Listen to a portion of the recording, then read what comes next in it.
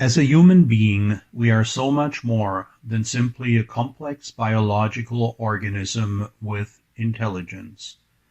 We are also much more than a psychological individual with personal thoughts, feelings, and willpower. Our very essence is pure consciousness.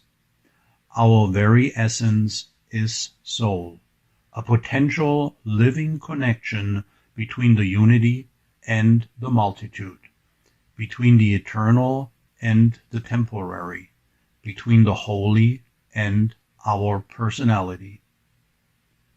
To experience this connection is a great joy, a supreme bliss. Every human being is invited to free himself, herself from delusion, to sense this lasting peace and inner joy. This possibility may seem very distant from how we experience ourselves, our life, and the world right now.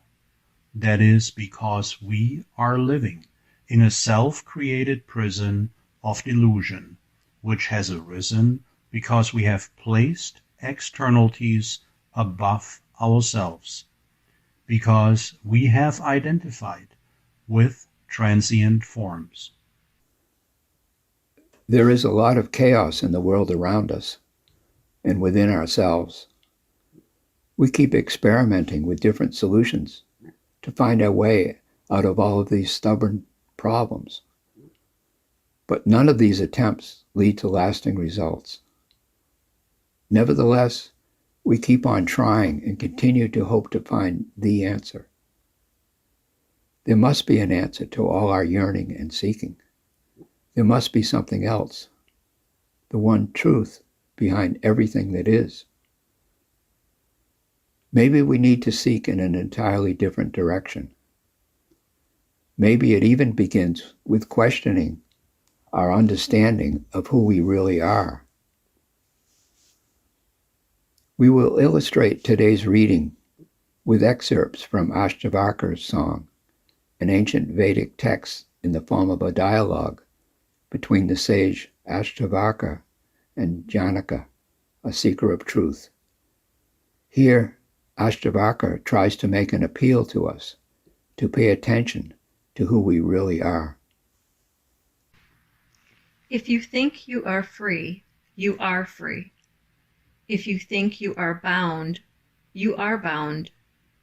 For the saying is true, you are what you think. The self looks like the world, but this is just an illusion. The self is everywhere, one, still. But if you think you see yourself as separate, then you are bound.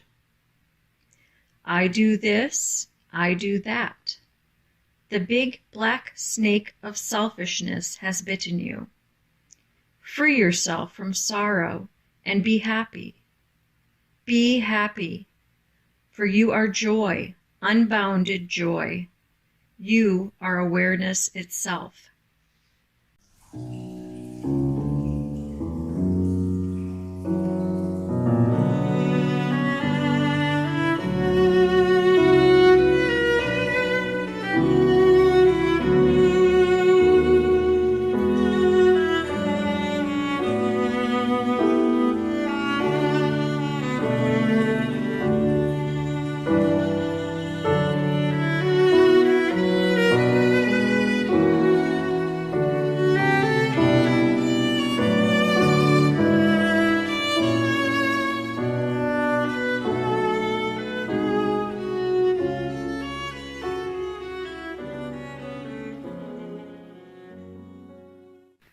When we connect the concepts, consciousness, and soul with one another, then we mean being aware of our consciousness as something that characterizes humanity.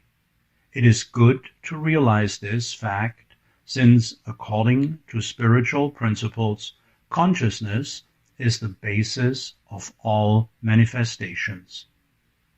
A well-known Sufi saying expresses this idea as God sleeps in the rock, dreams in the plant, moves in the animal, and awakens in man. Our rational thinking capacity is a great gift, one we very much need to be able to live in the sensory perceptible world. However, it is not intended that we become stranded in it or further develop ourselves exclusively in that direction. We can no longer linger in our intellectual brain consciousness, even though it could still be extended endlessly. Without any doubt, we have come a long way over the last centuries. May it be in our scientific understanding of the world and nature, or in the awareness of ourself and the world. We might understand quite a lot about our psyche, our relationships with others, how experiences influenced who we are today, etc. The conscious and subconscious levels of our self-awareness seem to be endless fields. But have we come any closer to our true essence, our true soul? We have to advance to the Gnostic soul consciousness to which every human being is summoned internally. We might speak of the life of our soul, but see it the other way around. I do not have a soul, the soul has me. And the soul is barely able to express itself in me. We ourselves form the barrier that makes it difficult or impossible for the soul to manifest itself. As human beings, our task is to become transparent for the light of truth that glows imperishably. We can be renewed internally and experience great happiness. We can cooperate joyfully with the realization of the divine plan of creation. However, for this purpose, we must first undergo an inner renewal, a transformation process. Inner renewal is not a merit, but a result of grace, of heavenly forces that are given. As a result of our longing and efforts to be inwardly renewed and better equipped to serve, we can receive divine grace. The all-encompassing love can then manifest itself, and new capacities will gradually develop. If we would consider ourselves as the source or the cause of spiritual growth that we are experiencing within ourselves, we would fall prey to self-identification, and we would not form a living connection between heaven and earth.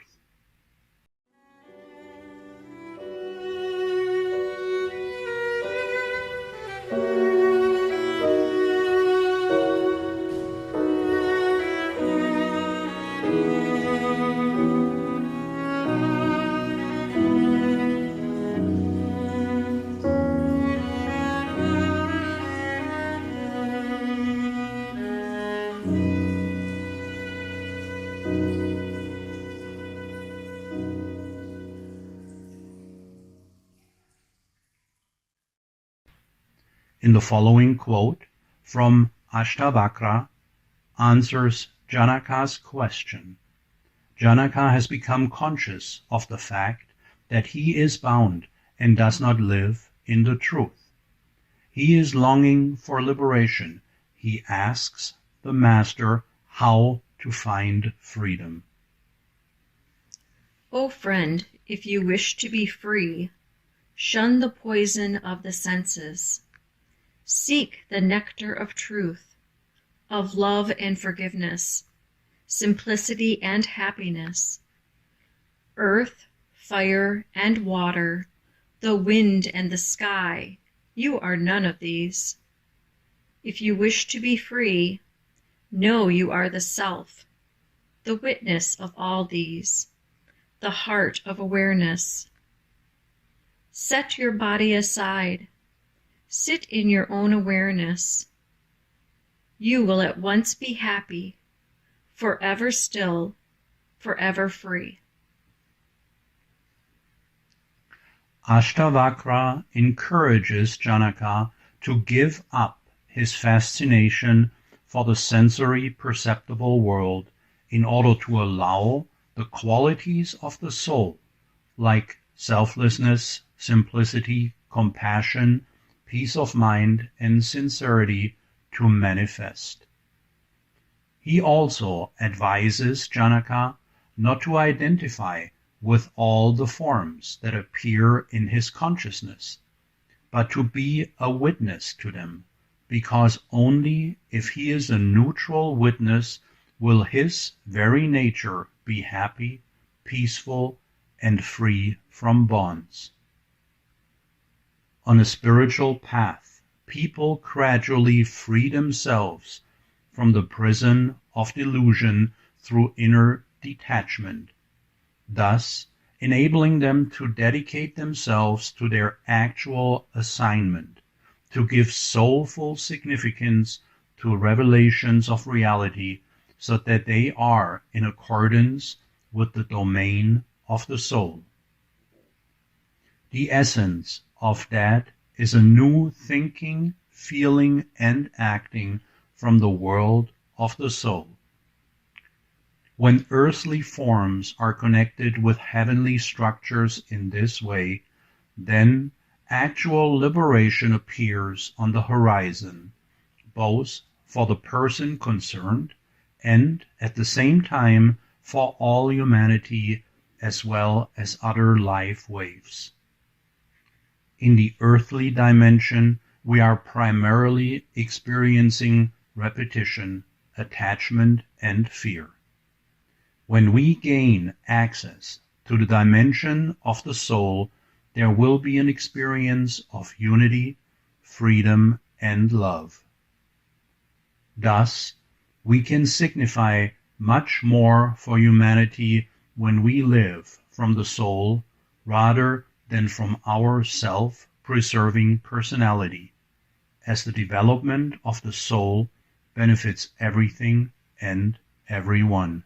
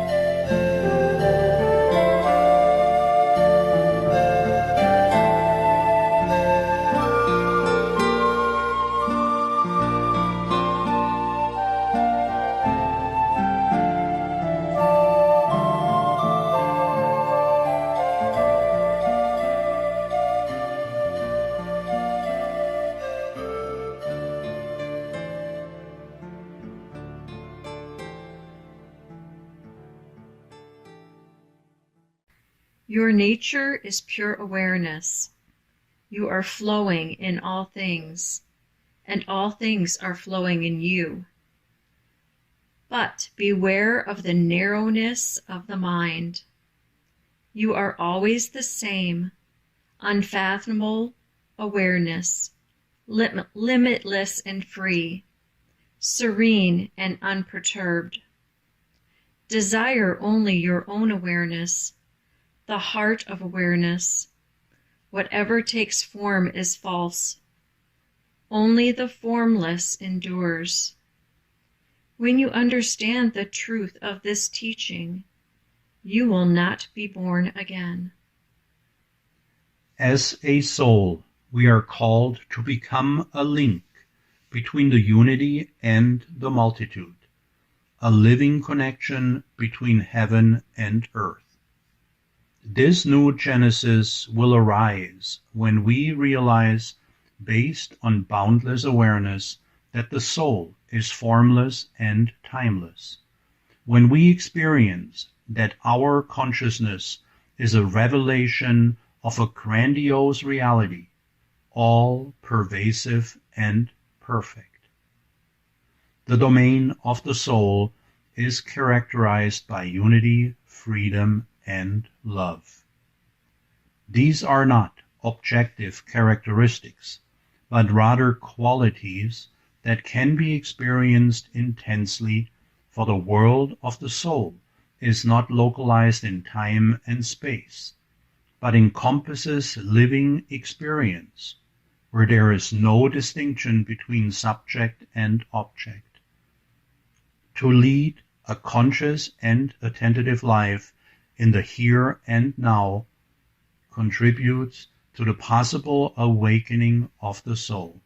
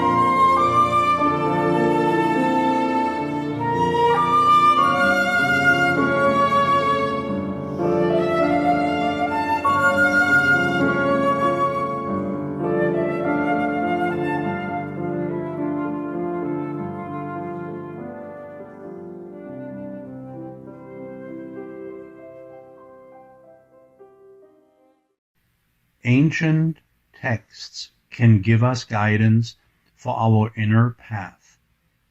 When we reflect on them, they not only speak to us, but they also nourish our soul. The following verses of Ashtavakra's song address the soul, not the personality. You have no caste, no duties bind you, formless and free beyond the reach of the senses, the witness of all things. So be happy, right or wrong, joy or sorrow. These are of the mind only. They are not yours. It is not really you who acts or enjoys. The soul is totally free indeed, having no desire. We might infer from the above text that we are free if we are aware of the soul and live mindfully. Such living does lead to a certain enlightenment, but not to the resurrection of the true human being, of which the Holy Scriptures speak. The resurrection of the true human being is the result of a new creation that unfolds in an entirely natural way, for such a renewal has nothing to do with time and space. Yet, going a spiritual path requires a considerable amount of time and attention, because dissolving obstructing conditions takes time.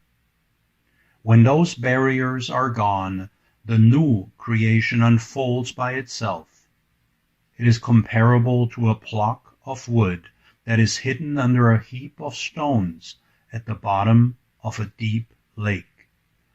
The wood has a natural tendency to rise to the surface of the water due to its lower density, but it can do that only after all the stones on top of it have been removed. The stones are our identifications as an individual, as a separate entity. The barrier is the consciousness of the me, myself, and I, the mind. Our true essence is not the I, the individual being, but it is the true soul. It is the universal divine principle in our heart, which is the basis for the true human being. There is no separation in the divine. It is the one. It is the same in all of us and around us.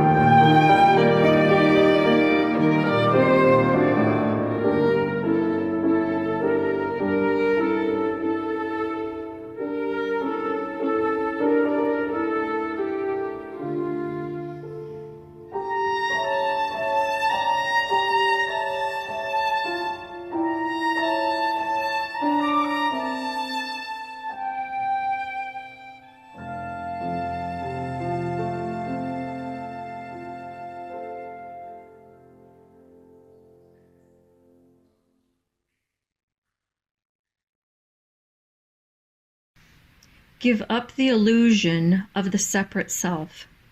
Give up the feeling within or without that you are this or that.